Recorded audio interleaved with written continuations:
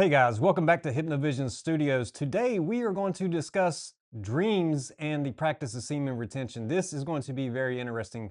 What is your sexual energy trying to tell you, or what is coming from the unconscious making its way to the surface? Indeed, this is a good opportunity for everyone to drop their stories in the comments below. I know that there will be some very interesting stories to be found there. Indeed, our dreams can tell us stories, but they are often very fragmented in how that story unfolds. Sometimes we can't make sense of it. Sometimes when we first wake up, the dream starts to evade us, so to speak. We start to try to remember what we were dreaming, and the more we try to remember it, the harder it becomes to remember it. That's kind of a catch 22, right? So today, semen retention, the practice of it, and dreams, dream interpretation. Now, when I was about 3 or 4 months into it is when I started to experience a lot of very vivid and visual dreams, so much so that I started compiling a lot of journaling and started going down a lot of rabbit holes on dream interpretation. And today I have some content for you, and I also have some written notes that I want to share with everyone. So indeed, one of those kinds of dreams is wet dreams, and that is the natural urges of the body releasing pressure. So, I see in groups sometimes people say, well, technically that's releasing, right? Like, don't be so hard on yourself. If your body does this while you're sleeping, like, seriously, don't hold tally marks, right? Like, I relapsed in my sleep. Be kinder to yourself. Technically, to me, it's just me. That's not a relapse. That's your body doing what it naturally does and its natural rhythm. So, guys, the practice of semen retention should not be something that is negative. It really shouldn't.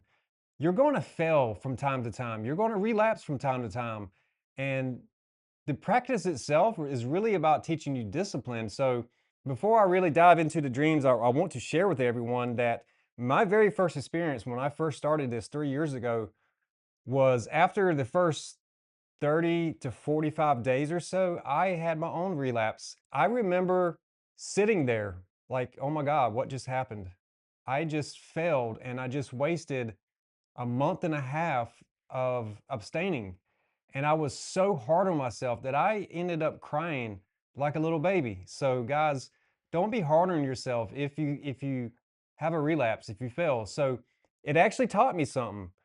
I don't want to experience this again. So next time, mentally, I started to prepare myself. This is a form of precognition to pre-attend, to see what happened and learn from the mistake, but also know that moving forward, that if it happens again, I'm not going to be so hard on myself. And the other aspect of this, guys, most of the time, if it's an older person, say maybe their 30s or 40s, who starts to practice and they've been very sexually active, there is a period of the body start to regulate its hormones and build and conserve that energy back into the body. So there is going to be changes that happen.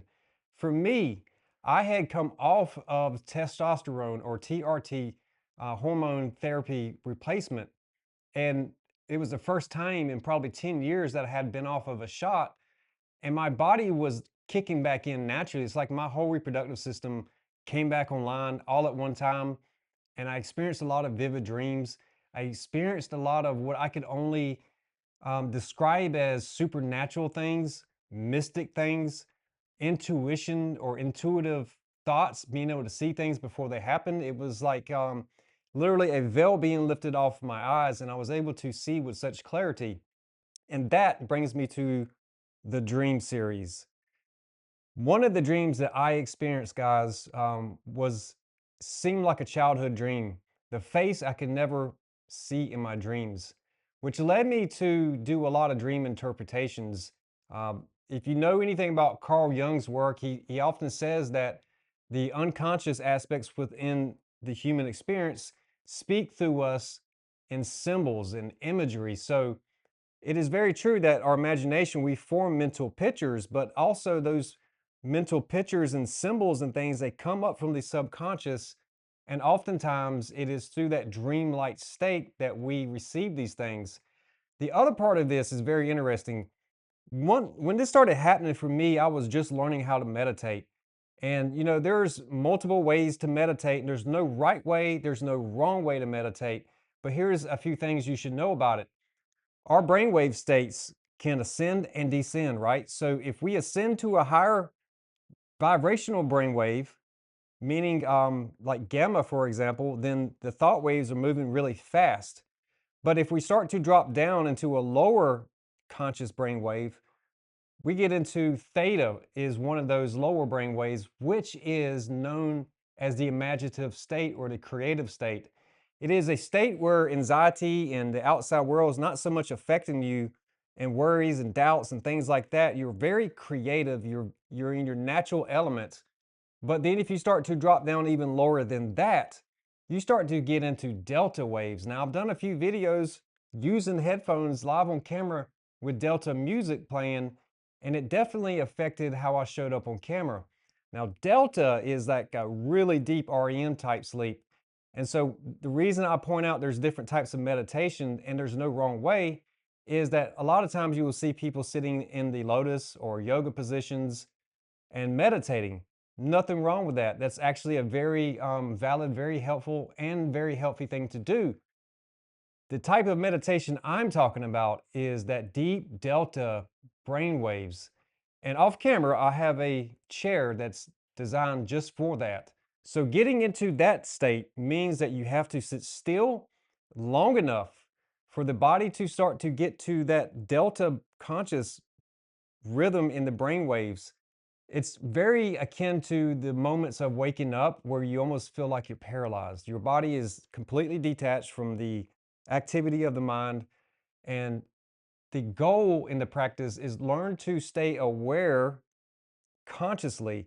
There are a lot of great people, like I think Albert Einstein used to sleep with a ball in his hand on the couch. And how he would know that he fell asleep is when he released it enough that the ball would roll out of his hand, hit the floor, and it would just wake him up enough that he realized he had dropped the ball.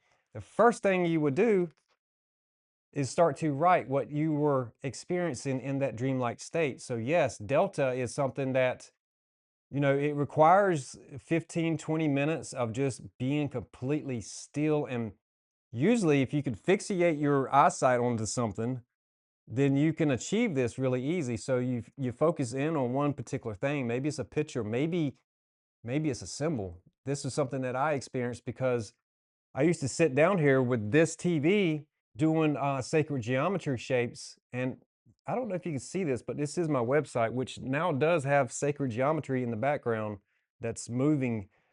But I would sit here for, 45 minutes and just locked in on the sacred geometry shapes moving, and then I would drift off and I would wake back up and just start pouring out all kinds of information.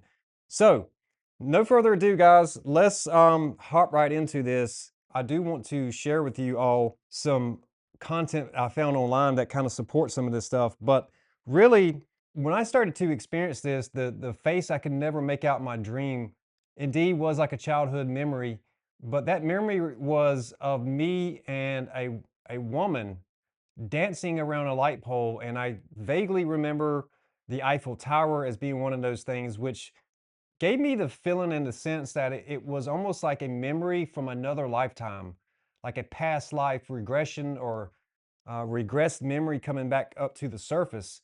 So the woman in my dream, she danced with me and she was perfect.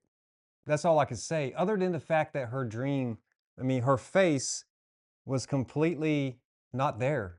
That's the only way I can explain it. It was like looking at a mannequin that has no face, but I remember the essence. I remember the dance. I remember feeling the most joy I had ever felt in my life.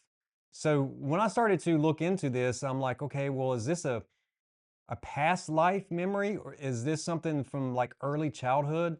Maybe somebody that I crossed paths with as a child that I don't remember. I really didn't know, so I started to dig and I came up with a few things. One of the things seemed to be the most practical, reasonable thing, and that is a very, very early childhood memory like that of a baby. So as it turns out, right before I got on camera, I was looking at the eyesight of a child the first year, and here's a few graphics to show what I'm saying here. The first year of our lives, our eyesight's not really that great. A lot of things are kind of blurry, which, and kind of goes with the face I couldn't see. It makes more sense than anything else, even than a past life memory. And yeah, I do believe in reincarnation. I do believe that you can reincarnate in the same body. That is basically having a total transformation inside of oneself, but still the same person on the outside. Could it be the first year or so of my life, there was some sort of reoccurring dream that reminded me of the Eiffel Tower, that was a perfect match, right? Now, through the Carl Jung learnings of everything in the unconscious and the collective unconscious, societal pressure to fit in, those type things, a lot of times dreams and things kind of get suppressed and we often forget about them. So, the other aspect could be faceless person, the mirror image of self. Think about this for a minute. You can't really see yourself. You've never seen your own face, right? The only way I've ever seen my face is through this camera, through a mirror. So, when I really think about the baby thing, it makes more sense than anything else. But one thing is for sure, our dreams do indeed share information with us. So, if you have dreams like that, there are some things that could be unresolved issues, or the brain is processing certain amounts of data internally, and you get those fragmented pieces of dreams or images that come up. When it comes to semen retention and how this really ties into it, is everything becomes magnified. Think about this for just a minute. Sex dreams typically symbolize a need for closer emotional connection, the desire to adopt certain traits from the person in the dream, or a need for more intimacy and passion in waking life rather than literal sex desire. So, one of the things that I experienced, guys, was moaning. And this was strange because I remember waking up several nights and across many different months, and it was just like this almost sexual moan. Um, very strange, really.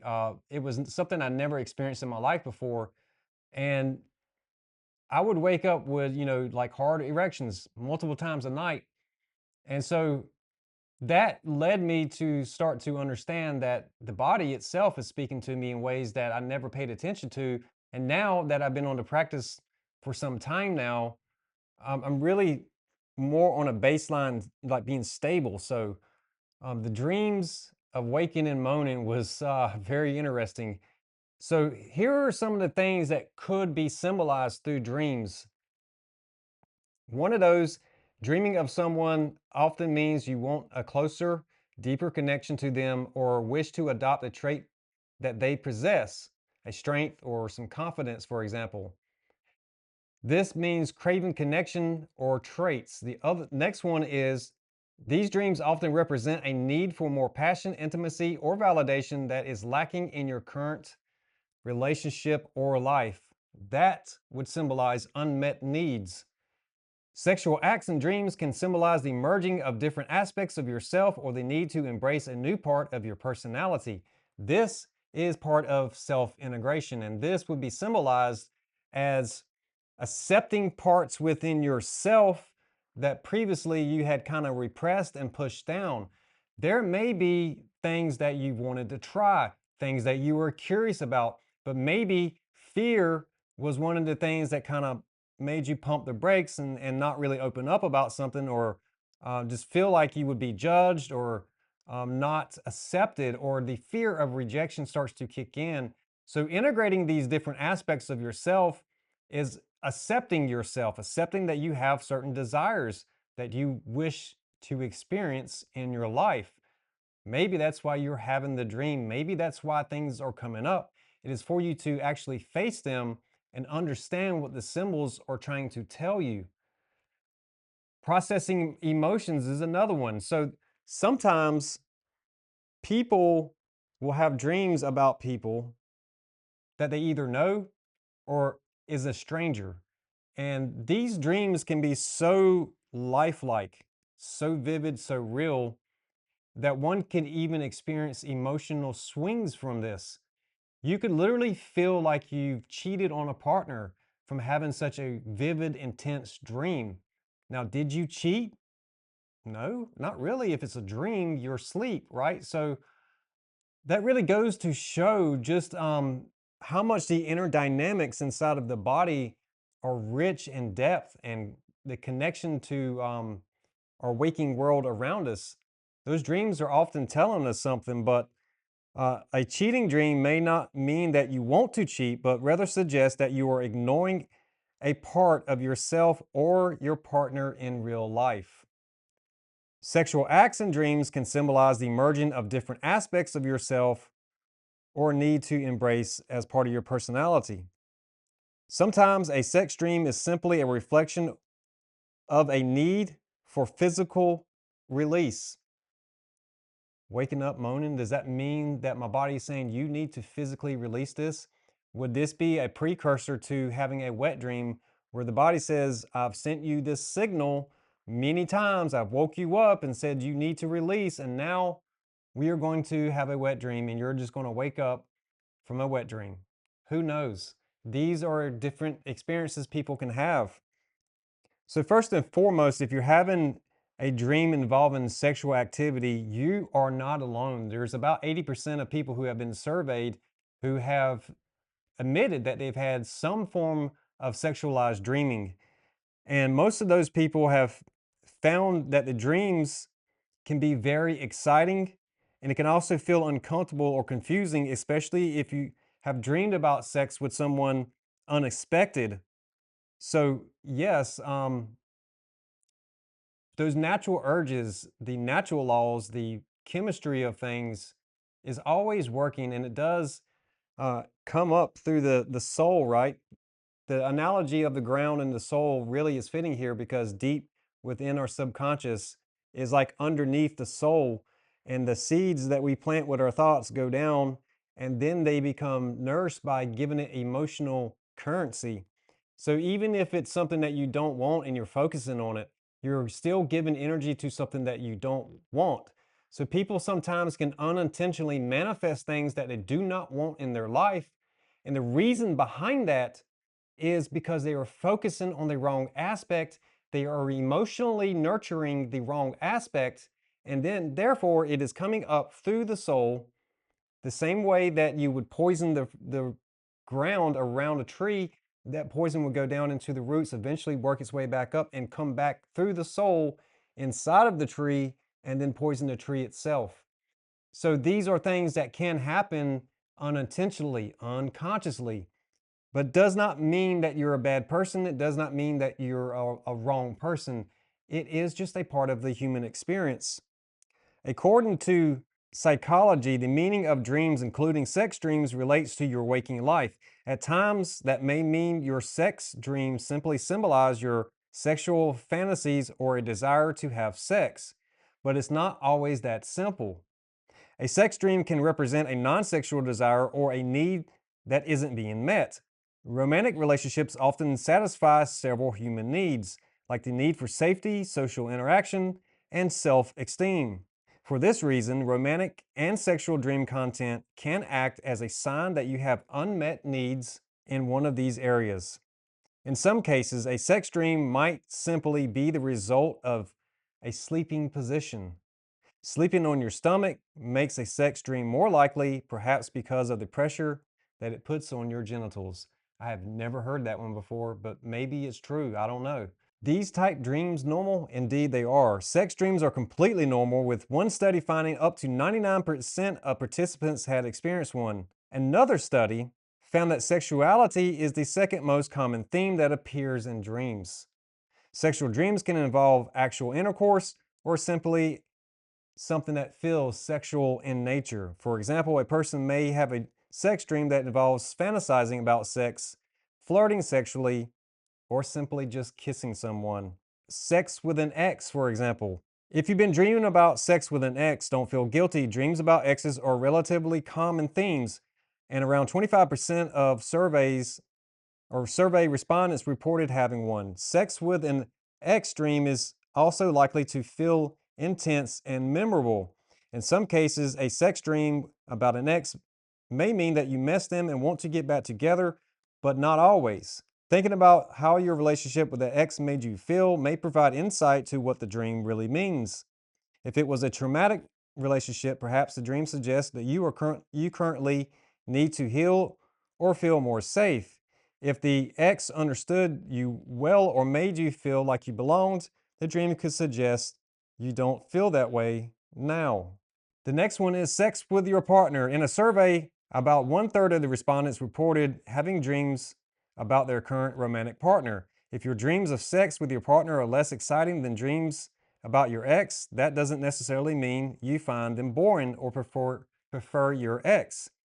They simply could reflect that you need to spend time in your daily life, more time in your daily life with your partner. So their presence in your dreams symbolizes regular day-to-day activity rather than something out of the ordinary.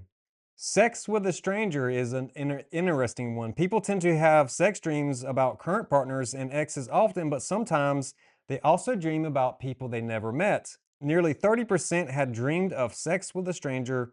Often, a dream about having sex with a stranger simply means that you want to have sex.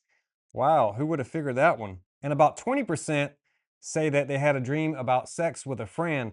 Our survey takers have dreamed of having sex with a friend. Sometimes a sex dream about friends suggests that you are attracted to them, but you might find yourself dreaming about sex with a friend even when you have no sexual interest in them at all. In this case, the dream could indicate you feel close to the friend or you wish to feel closer to them. If the dream is someone you think of as off limits, the dream could also indicate a desire to take a risk and do something forbidden. Sex with a boss. I don't even want to talk about this one because I've always had male bosses. So that's kind of weird for me. But dreaming of sex with your boss or someone who is off limits in real life, like a teacher or another authority figure, can also indicate a temptation for the forbidden. These dreams may be less common, and only 2% of people responded with having a sexual fantasy dream about a boss. Taboo. Sexual taboo dreams. Researchers haven't widely studied sex dreams that involve taboo elements, such as being tied up or having oral sex. In some cases, these may represent fantasies or a desire to participate in edgier sex, such as involving bondage, discipline, sadism, and BDSM. In other cases, these dreams may be metaphors for unrelated aspects of your life that result in the dynamics you had with one of your parents as a child. Sex with multiple people. So let me stop this right here for just a minute. So the BDSM and some of the more edgier stuff, I learned um, through the practice of semen retention and just diving into a bunch of rabbit holes that one of the drivers behind threesomes is it comes from childhood. And this is one of those things that's very, very interesting when you stop and think about it because when you understand triangulation, really, like I talked about that in the jealousy video, there will be links to these videos in the cards above. But the triangulation aspects of things, whether it's good, right, the triangle's going up, or bad, the triangle's going down, the integration of that gives you the six-pointed star. And this is on multiple layers. It's not just about the flag of a country. That symbol is very ancient and it goes back, but it goes back in our human history. What's interesting about that was on the threesome aspect is the dynamic between mother and father and role play. So obviously, a child's first bully can be a unhealed parent. And so there is this sort of favoritism or being drawn to one parent or the other, or either playing both parents against each other. This is where children first learn these type tactics. And it really comes from innocence because we're kids. We don't know at such a young age that we're actually manipulating the parents against each other. But indeed, that's really what it is. And you learn that as you become an adult. But that dynamic exists. So it's very interesting that it was tied to threesomes and sexual fantasies. Now, BDSM, for example, is something very interesting. I've got stuff that's off camera that I'll never show on camera that I've built that's sexualized stuff, that's personalized. It was just the carrying out the action of building something that was like a mental picture in my mind, something that I wanted to experience for myself. And also, guys, this is so important, getting over certain fears. So, yes, we all got kinks, we all got things that we want to try and be open about it. So, check this out for just a minute. Fear is such a powerful emotion. Now, what is the duality of fear? Being fearless, right?